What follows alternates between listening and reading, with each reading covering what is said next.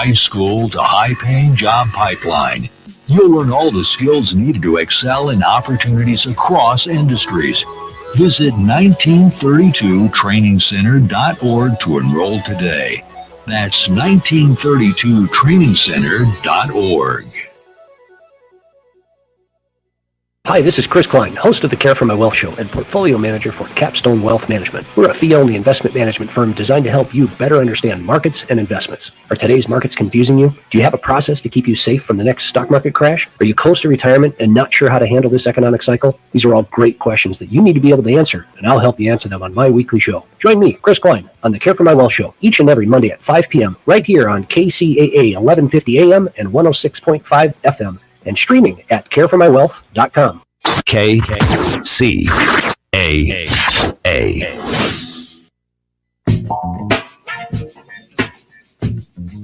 Thank you for tuning in for this edition of Justice Watch with Attorney Zulu Ali. I am Attorney Zulu Ali with the Justice Watch crew, Rosa Nunez, Michael Bilal Clark, Dr. Akil Bashir, and Andrea Rodeman. And this week, like every week, we'll be discussing critical legal and social justice issues that are impacting our communities. This week, we're actually talking about Black street gangs and is that the new Jim Crow? So anyway, the reason why we picked this topic is because I think that, first of all, let's talk about the new Jim Crow. Basically, the new Jim Crow is a term that was pretty much something that was done by a book called The New Jim Crow. And it basically talks about the modern day manner in which the criminal justice system operates and the modern day system in which the police and the criminal justice system operates, especially when it talks about mass incarceration, the manner in which, prosecutorial, selective prosecution by the district attorney's office, and many other, things that happen within the criminal justice system that unfairly targets African Americans. Mm-hmm. And that's kind of what, the new Jim Crow is used to describe those issues. And, in my practice, what I often see in this state, and I'm sure it happens in many other states, is that individuals who identify with Black street gangs are generally number one targeted for crimes disproportionately. Of course, there's going to be the argument that they may, be involved in crimes more than anyone else, or in comparison to other groups. But also the mere affiliation or connection to gangs is often used to bolster charges, enhance charges, and are used as a mechanism in front of the jury to show motive and intent. Clearly there is a clear bias against people who believe someone is involved in gangs. Mm-hmm. So that oftentimes that bias would be used in a prejudicial manner where someone who may be innocent may be found guilty based solely on the fact that this individual has some sort of gang ties and is involved in some sort of gang, so-called gang conduct. And so when we talk about street gangs, typically, we're talking about some faction of what is called the Crips and the Bloods. We have some other Midwestern gangs, such as the Gangster Disciples, and other, street gangs that exist, that are oftentimes your typical so-called, Black street gangs, right? Mm-hmm. So one of the things that where I think what brought this to my, I've thought about it. We've talked about it before, but let me just give you a scenario. Oftentimes the tattoos, the branding, so to speak, of these street gangs. And oftentimes, individuals are asked to disrobe, sometimes actually in front of the jury, sometimes outside the presence of the jury. Photos are taken, they're shown to, these jurors.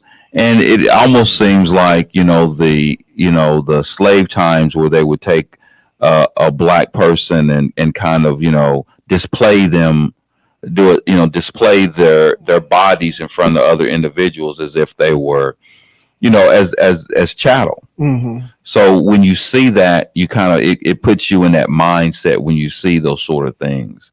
And when you talk about many of these street gangs come from particular areas, like here in California, I mean, you're talking about issues like, like Nickerson Gardens or Jordan Downs or different places like that, where there's, they're almost, there's cameras all over the place. Yeah.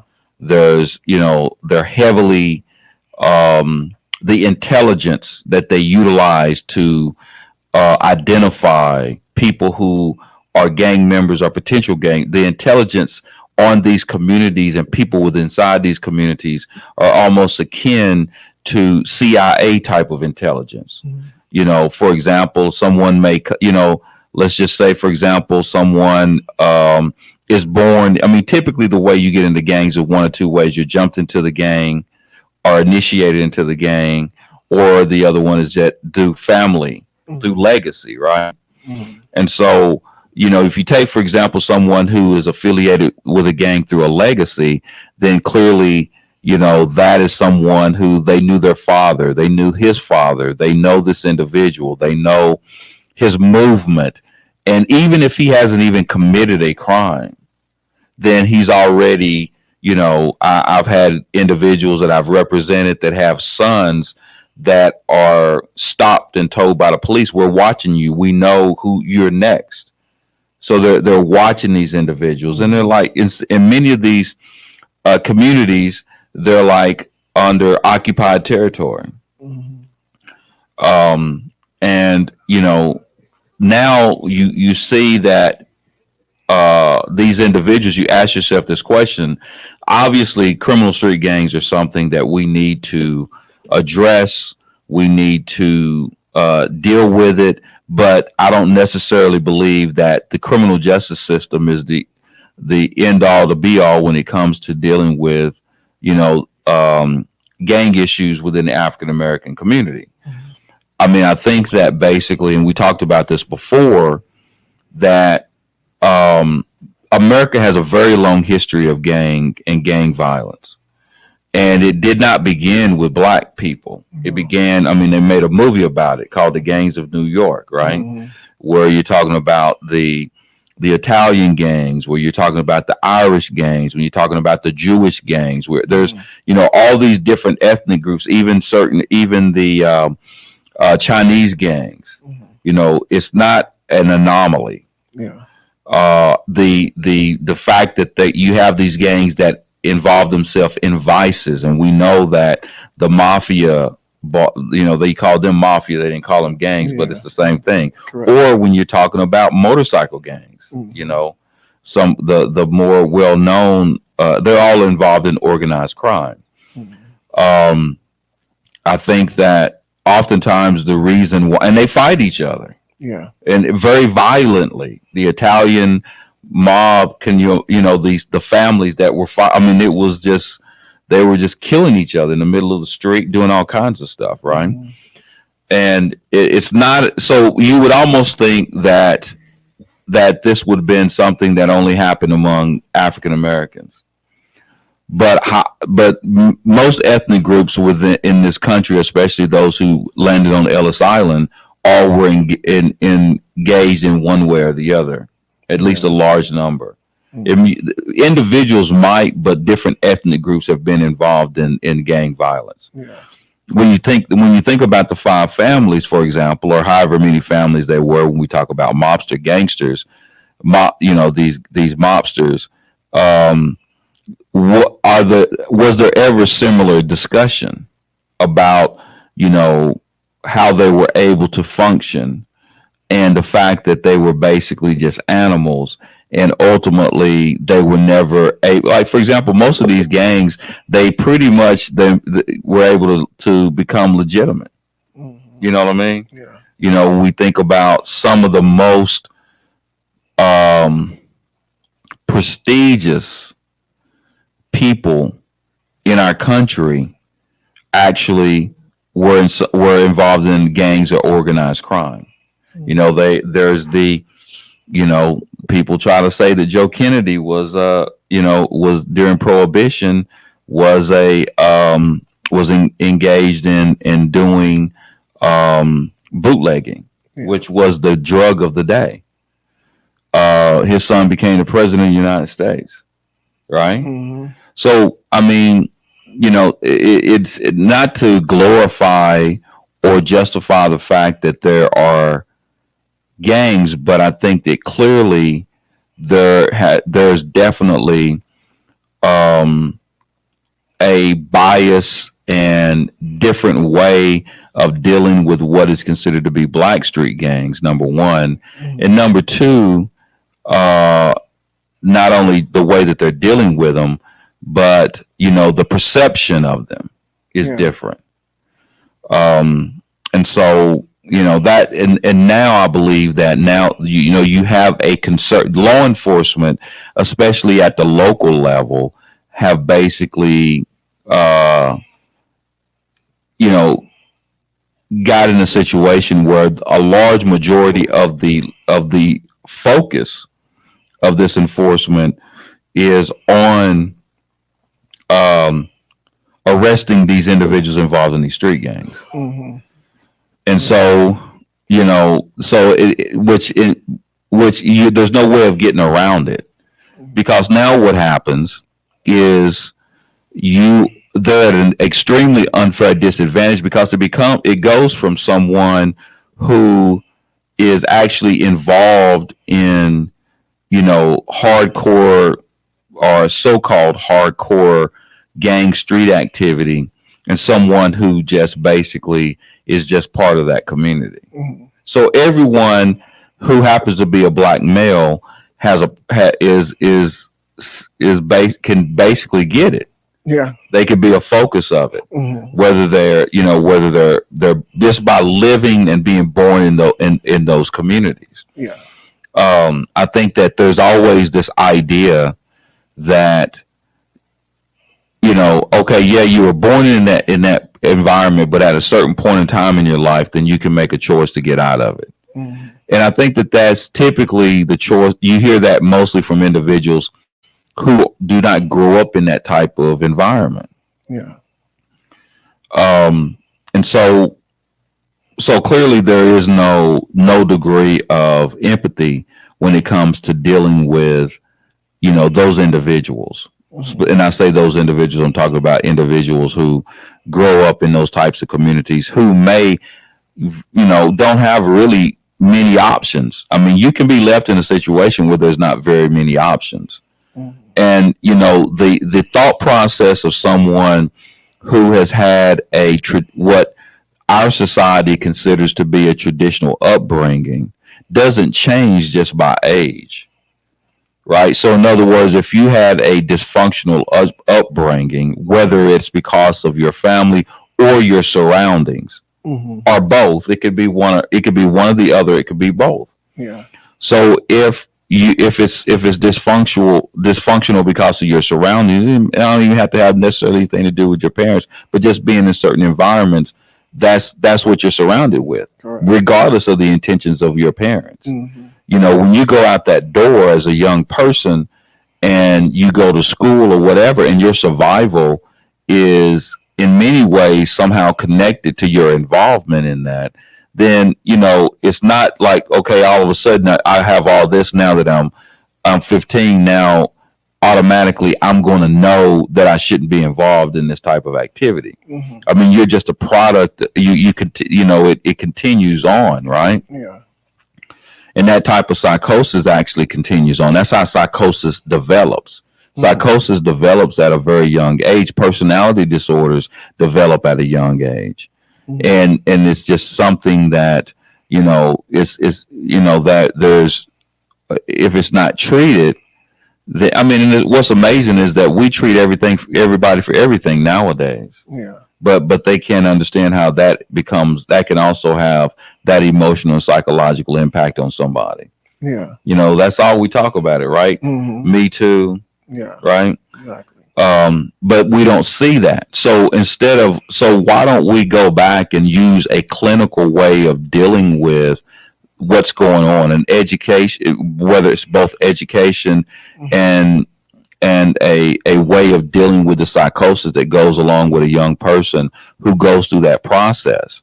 You are basically a hostage to a certain extent. Mm-hmm. And basically we understand that if you are a hostage, no matter how long you're a hostage, there's a level of debriefing that you have to go through. Mm-hmm. And they generally don't have the advantage of having that type of debriefing. But, that's the issue. And that's something that we as every day when we see these individuals, who are being charged, most of us don't know the data unless it's some really big case. We don't see the day-to-day function of what's happening with these young people, and the fact that many of these young people are basically being, like, for example, gangs may not have nothing to do with what's going on.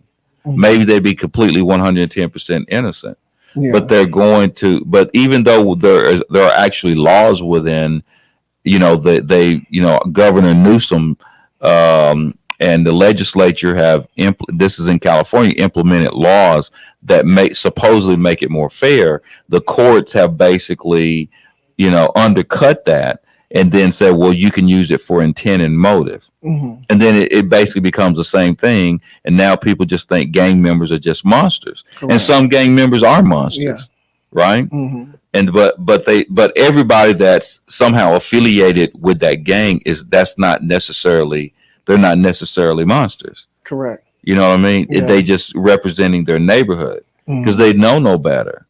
Yeah. They're growing up in that neighborhood and their survival is dependent on being part of that tribe. Correct. And if you're not part of that tribe, then you're going to be, your safety is at risk both at home and away. Mm-hmm. You know what I mean? So how do you survive? That's what we do in our country. Yeah. You know what I mean? I mean, we basically, it's just like someone can make the argument that the same mentality that allows our country to have trust and reliance and on our police Mm-hmm. is the same thing. For some of them, the police are not there to protect them. They're not there to protect them. All they see is basically the aftermath of police coming in and taking people into custody. Yeah. And when they do, they're just killing somebody that they know, right? Mm-hmm. And so the only people in certain communities that provide them any degree of safety are gangs. Yeah. You know what I mean? Like if I'm out in the park playing,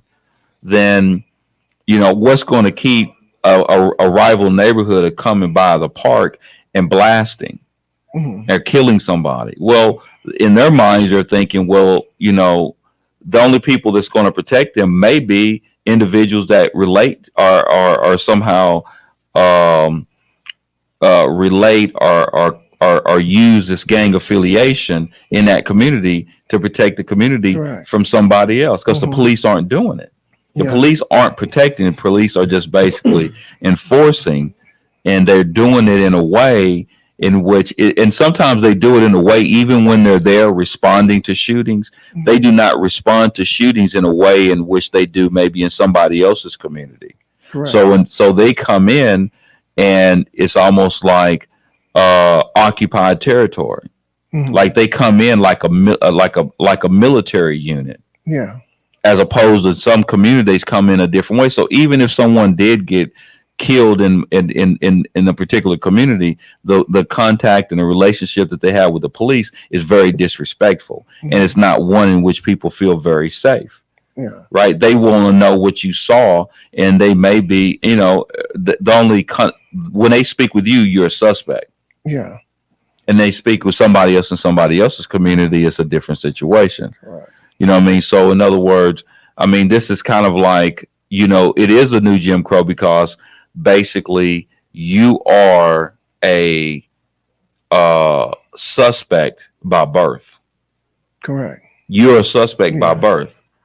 They're going to stop you, like when they had the gang injunctions. Yeah. Or you being in a certain neighborhood, you couldn't be out at a certain time. Mm-hmm. You could literally. Now, what does that sound like? Huh? That sounds like even before Jim Crow. That sounds like black codes. Correct. Yeah. The thing about it is this. I'm of the mindset of many that a lot of the things that's been perpetuated on the black community is by design. And when you look back at the formulation of the Crips and the Bloods, the businessmen, the Slauson boys, when you look back at the organizations when they originally started, such as the Crips, Community Revolutionaries in Progress, you look at the Bloods was brothers liberating others and oppressed people. And so when you look back at those movements, they were movements at one particular time that was there to protect the community. But as by design, there was different people that stepped inside of these gangs and actually infiltrated them and turned them against each other. It was the same. It was the same thing that was used on Maulana Karenga and Huey Newton. It was the same thing that was used on Malcolm and Elijah. It was the divide and conquer tactic. Right. But at the same time, it was twofold because what they needed to do is establish a way in order for them to, to profit off of this, right? In order to bring back slavery. That's why you can go back to the Constitution, the 13th Amendment, and says, unless you duly convicted of this crime, can you be put back into this servitude, right? Or can you be put in servitude? And so when this happened, it was like, okay, now we're going to start putting these drugs in the community. Now we're going to turn these gangs against each other. Now we're going to start putting guns that people find in alleys. Why is a bucket of guns being found in an alley? Right. Why is people doing these? We come about years ago, I believe it was back in 1992, when we came about with the truce to bring the gang members together. And pretty soon that was dissolved because people was going out doing drive-by shootings. It was known that even police was going out and doing drive-by shootings and actually hollering out somebody else's neighborhood in order to make, because it's profit. It's profit in this, right? And then you create all these laws that goes against these gangs enhancement, gangs injunctions, mandatory 10 years or 10, 20 life, and all of these laws that were put in place in order to lock people back up, the school to prison pipeline, but then when you go back and you really analyze and study the history of gangs, like you say, you go back to why people didn't call the mafia a big gang back then when they were doing drive-by. How many times can we watch the show on Scarface and do all of these movies and we see that was the originator of drive-by shootings? But drive-by shootings is now equated to black communities. We started it. No, we didn't start that. You see what I'm saying? Right. And so we have this, this misconception because of what's been perpetuated to us. And so now we're looking at everybody as being evil. Just because you grown up in a neighborhood doesn't necessarily mean you was a gang member. Right. People had a lot of people that was from their family that was gang member. That was their community. That was their family, And then when they get arrested or something like that, they automatically equate them to the gang and put a gang enhancement on them based on the fact that they lived in the community. This is all they knew. Right. They don't have no tattoos, no known moniker, but you want to throw a gang enhancement based on the fact that they were born and raised in a particular neighborhood and everybody that they went to school with was probably gang members. Who knows? Yeah. And so when you look back at the dynamics of it, man, it was all by design and it's continuing on to this day. And we see it. We see it plain and simple. That's why it's so hard for you to put a case before a jury that supposedly is a gang member and that person come out as innocent, because the great majority of the people that are found on the juries have never lived in the community in which they judging that person from. Right. And so therefore they can't see the reality that we see. Right. They can't see that this person, this is just his family. This is just the area in which he's grown up in. So he's already guilty in their eyes. Right. You know, and also what's been perpetuated by the media to them, you know, in order to see things a certain way, he's automatically guilty. They don't have to, you know, they don't have to go through none of the evidence, because in their eyes, they've seen this before. They've seen it on TV. They've heard about it before, but they never lives amongst the people in which they're judging. Right. And so it's hard for them to grasp, you know, that my brother might have been a gang member, but I'm not. Yeah. You know, I went to school with these dudes, but I'm not. You know, I've known people that were in gangs, right? That went to school every single day and were straight A students. Yeah. You know? Right. So I mean, it's bad now to the point where now everybody that lives in a particular gang neighborhood, if they're African American, they equated to being a part of that particular gang. Right. And that's not true, as we know. Right. So, you know, it to me, like I say, it's by design. Yeah. Oh, it's definitely by design. There's no question about that. And now, like I said, I mean, when you're thinking about the way in which they, you know, prosecute these cases, and they're using, I mean, they're using the gang motive and intent, not for what reason, you know what I mean? So in other words, why would you get more time if you're doing it for the benefit of the gang? But that's a different, you know, but without, you know, first of all, I think that there's no way you can. Typically, people can't separate the two. When when a prosecutor puts on evidence of the fact that someone has tattoos, the fact that someone has, you know, lived in a particular area or had contact in a particular area that happens to be where they live, but also a gang territory, or maybe have family or friends that are in gangs, and then they're being charged, because the whole concept is that you're innocent until proven guilty. And so if you're innocent until proven guilty, then the whole idea is that when you're going in front of the trier of fact is to make sure that the trier of fact is not biased in any way in making a decision of the underlying crime. Just to keep in mind, being part of a street gang or being part is not a crime. Yeah. It is absolutely not against the law to be part of a street gang. You know, there's no law that says that you can't do that. What makes it illegal if you're doing it for the benefit of, if you're doing a crime for the benefit of the gang, that could be a crime, right? That could be not a crime of itself, but in some jurisdictions it's considered to be an enhancement, right? So if not being part, so what would be the purpose of showing a jury the fact that you are in some way connected to a street gang when the underlying charge may or may not be connected to that? So in other words, the whole idea is like saying, okay, why did you commit this robbery? If this is alleged to be a robbery, well, put on the facts, show if there was a robbery. Yeah. But instead, they're going to say, well, he's a member. We're going to show the jury that he's a member of the gang. Correct. And that he was doing it for the benefit of the gang. Yeah. That was his motive. Yeah. Or that was his intent.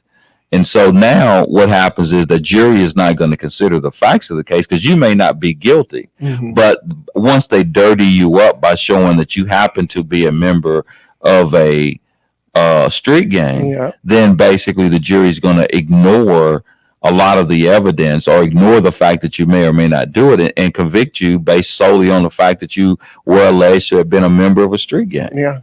And that's kind of the reason why a lot of the information or a lot of the evidence is presented, not for the fact of that they feel like it's necessarily relevant, but only for the purposes of trying to create a narrative that, yeah, he was doing this for the Yep. purpose of a street gang. Exactly. And then so now when you're thinking about the fact that you actually are going to be condemned based solely on where you were born and where you live. Mm-hmm.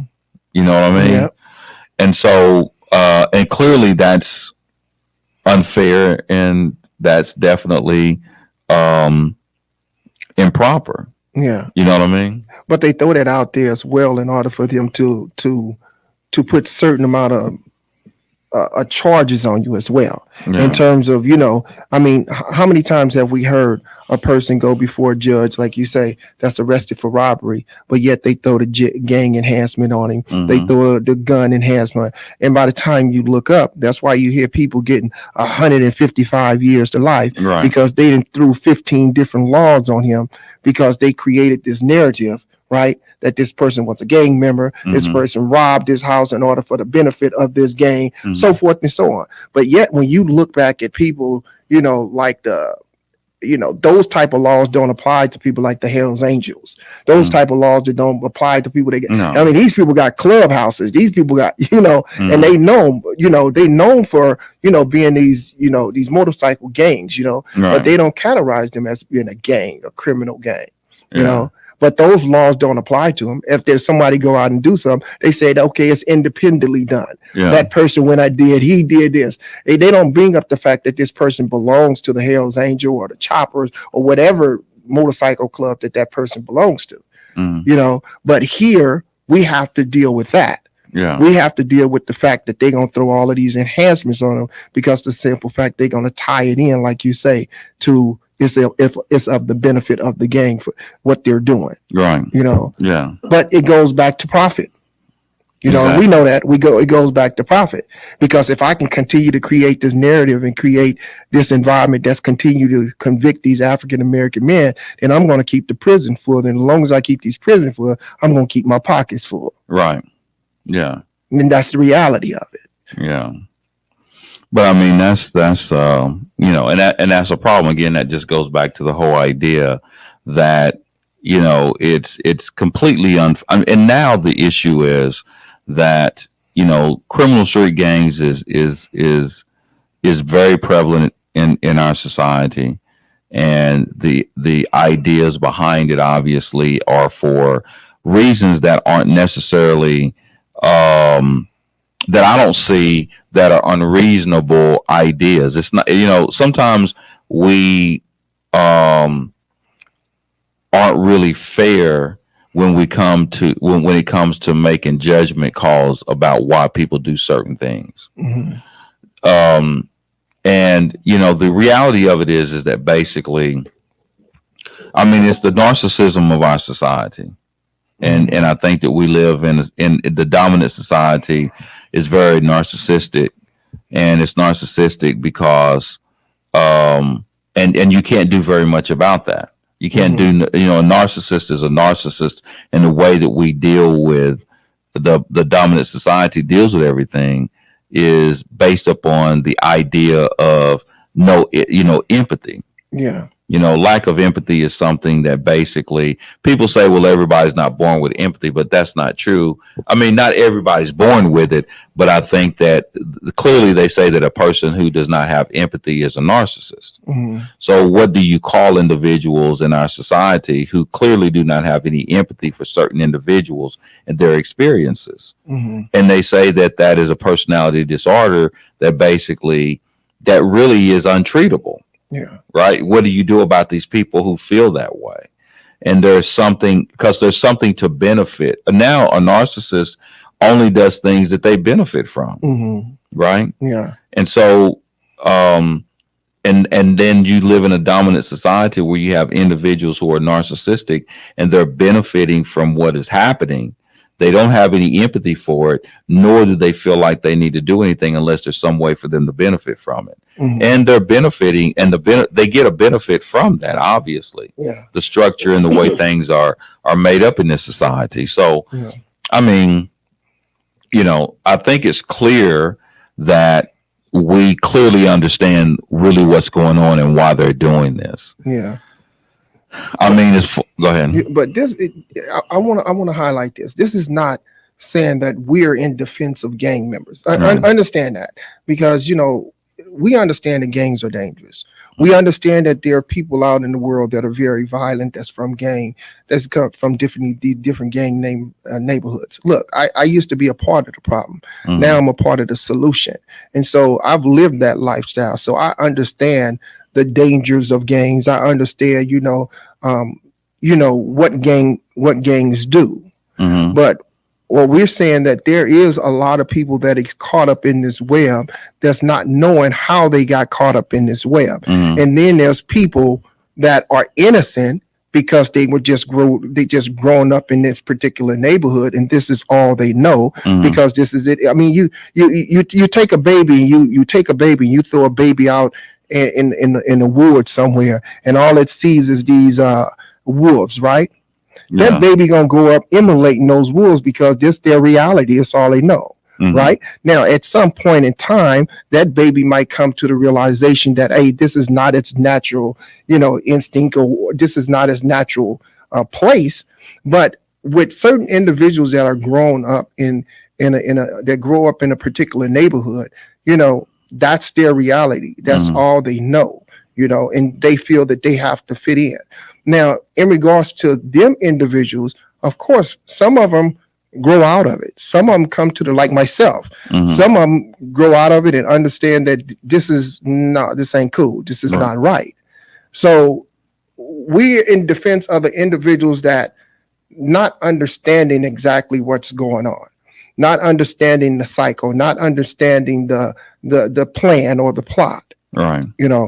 And then also that things have to be across the board. If I'm going to treat one gang a certain way, then I also have to treat the other gang the same way. Mm-hmm. Right. I mean, like you say, level the playing field. Yeah. It's real, crazy with the way that they're doing it. But I mean, as far as now that we understand the way that they're playing the game, the question is going to be, is there any, of course, we have the police who, what do you do as a community to even the playing field? Is there any, in other words, I'm reluctant to have any reliance on the so-called system to implement anything that's going to even the playing field. Clearly the way to even the playing field is that enforcement by itself is not sufficient. There has to be some degree of enforcement, but that is not going to be adequate. Because if you're only using enforcement to address the issue, then you're not really there. You're actually contributing to the issue. Mm-hmm. There is no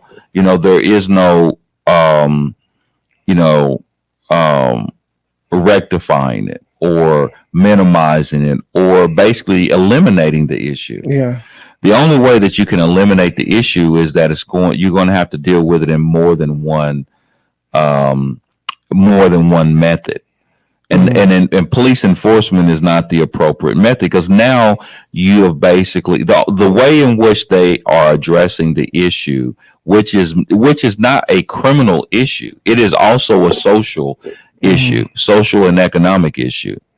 That's the result of it. Correct. It's not the result of a desire, just a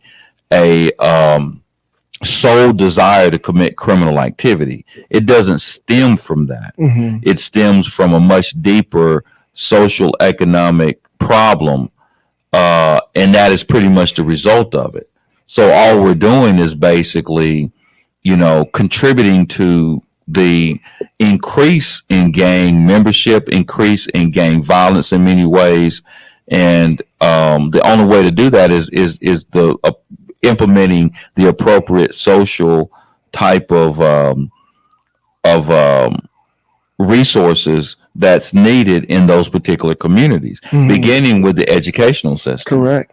You know what I mean? Yeah. And of course, we're in a situation where I'm not much on relying on us, the society to raise our children. But I mean, I think that the educational system is going to have to, do what they need to do in order to make sure that these people, and then, the schools in those neighborhoods are always rotten. Mm-hmm. You know what I mean? Yeah. And,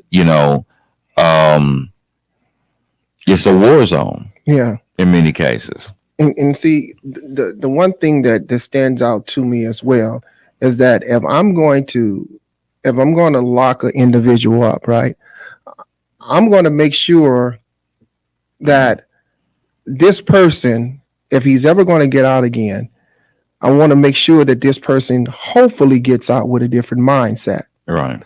But in order for me to do that, I have to create something for him to be able to educate himself to know that what he is doing is wrong. Right. Uh-huh. And, it goes back to Motivate Them, the nonprofit in which I started. Right. Right. When I was getting kids out of the courts, a lot of them was, stealing out of Target. A lot of them was, painting on the wall, their neighborhood on the wall. A lot of them was stealing. Mm-hmm. And so when it came to the program, all these other programs was like, well, we're going to put them in a graffiti abatement program. We're going to make them paint over the graffiti. Mm-hmm. Or we're going to take them on the side of the freeway and let them pick up paper for their community service. Mm-hmm. Hell, what that's going to do for them? Right. You see what I'm saying? Mm-hmm. So my thing was, okay, I want to take them outside the confounds of their community, right? And I want to show them something different, right? But then we're going to sit down at this group and we're going to talk about what made you steal from Target, okay? Mm-hmm. Now, once we find out what made you steal from Target, which is a money factor, right? Mm-hmm. Let's start a business, right? Mm-hmm. Let's find a way for you to make money legally, right? Mm-hmm. So you don't have to go out and steal. Okay, if you painted on this wall over here, let me go out and get you some coloring pencils and some paper and stuff like that. You're an artist. Right. You see what I'm saying? And redirect their energy. Yeah. Whereas nowadays you have people that said, oh, they in school, they in college, inside a prison, they get this opportunity. Yeah, you want to educate them so they'll be able to understand that what they did was wrong. So when they return back to society, then they won't hijack your mama somewhere. Right. But people fight against this reform. People fight against this rehabilitation. They just want punishment, because they want them to be able to get back out and do another crime because it can continue to fuel their pockets. Yeah. You see what I'm saying? Right. So, I mean, it's a cycle, man. And a lot of people get caught up in this, and a lot of people don't see the bigger picture is that the same people that talks about that they trying to take criminals off the street is the same people that put them inside of a system and don't want them to be rehabilitated. They want them to be just punished and not deal with the problem that got them there in the first place. Right. That's true, man. I mean, it's a lot, man. It's a lot. And like I said, I mean, I think that, as far as what we can do, I mean, I think that, I mean, if we're going to put any pressure on, holding the police department accountable and holding specifically district attorneys accountable to the manner and method in which, they are dealing with some of these communities. And it's a difficult task because many of these, so-called gangs have existed since, as early as the 60s and 70s, and they're generation after generation after generation of people who have been engaged in this, the gang activity, right? Mm-hmm. And so, I mean, if you look at it from that perspective of the fact that, this is something that's been going on for so long, and now you want to implement something that's going to, number one, get communities to come together, because obviously a lot of it has to do with the infighting, has to do with different neighborhoods fighting with each other and claiming territory that they don't even actually own. Right. Correct. So now the question is, how do you, deal with that? I mean, how do you deal with trying to educate individuals who are trying to survive, because it comes two ways. Number one, it's they provide and protect. Mhm. And that's the reason people become parts of these organizations or gangs, is because they want someone to provide and protect. If you're Mhm. lacking in resources and you're lacking with any degree of safety, then who are you going to call? The police? Yeah. You see what I mean? Mhm. And then what's going to happen when you call the police? Yeah. They're going to come in and they're going to leave, Mhm. and then you're going to be left. So the real protection is not really there. Yeah. Not only are they protecting again, they only get involved when there's a killing, Mhm. right? Yeah. Or when there's some sort of crime, oftentimes not even involving people within the same community. Yeah. And that's when but again, the problem is it's an issue that's not really, law enforcement can be involved, but unless they connect with some other resource, then it's not going to work. I know that you have police officers who are saying they're trying to work with the communities to kind of try to deal with these issues, right? Yeah. But you're dealing with a community that really lacks the resources and sometimes the education to deal with themselves. Yeah. You see what I mean? Correct. And so, there has to be someone who can deal with and then there was this whole idea of putting police in those communities. Mhm. You know what I mean? And the community partnership type of thing that they were trying to do Yeah. to actually deal with it. But again, I think it still goes back to the whole idea that without resources, then it's not going to really happen. Correct. You know what I mean? Yeah, correct. Because here's the thing: the police can create a task force to battle gangs, right? Mhm. To go out and to go out and set up these sting operations, against these gang members, so forth and so on. They can set up and they can get certain funding for that, right? Yeah. But they won't set up, right, Mhm. something that is beneficial in order to, like what do you call it, a gang anonymous program. Yeah. Let's get some of these guys out of gang. Let's show them something different. So there might be a handful of police that's out there Right. that might want to do something, but their hands is tied. They're only going to be limited to do, only so much, and that only so much might be talking to the kid while he's in the back of the patrol car, Mhm. or seeing the kid because he saw him at the store or something like that. But as far as like being able to establish something like they established to combat the gangs, as far as on a beneficial side, it's not going to happen. Right. And that's the sad reality. But like I say, to establish something like that in order to keep the gangs off the gang members from doing what it is that they do, Mhm. it's diametrically opposed to what they have, put all these laws out here for, Mhm. which is to line their pockets, Right. and no matter how we want to look at it, it's always going to go back to that, Yeah. and so, it's hard. Like I say, it's, when you go back down to the truces and stuff like that in LA with the gangs and stuff like that, pretty soon that came, that didn't last long. No. Yeah. I mean, I don't know, man. Like I said, I just think that we have to figure out some way. And again, I think it just goes back. If we're going to use the government, we're going to have to put the pressure on the government. And this is the thing, is that basically, I mean, generally the things that we have in the community that's probably going to help the children the most are generally the things that we get are generally most resistant, receive the most resistance. Yeah. You know what I mean? And so, as long as you're in there and you're utilizing, what I call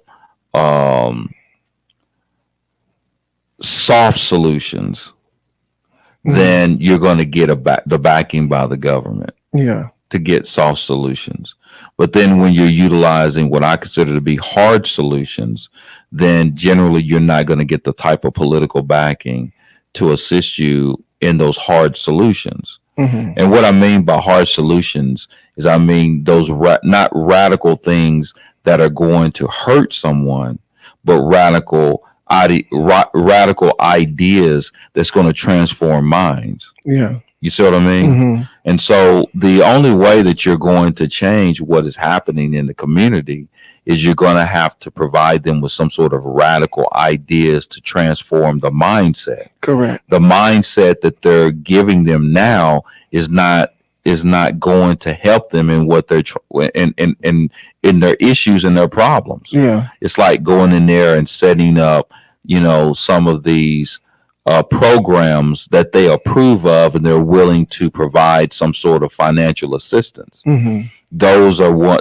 generally the people. Those are things that they will agree to, and they'll agree to them based upon the fact that it's not going to be something that they feel intimidated by. Yeah. And people, what makes something radical typically is things that they aren't used to. Correct.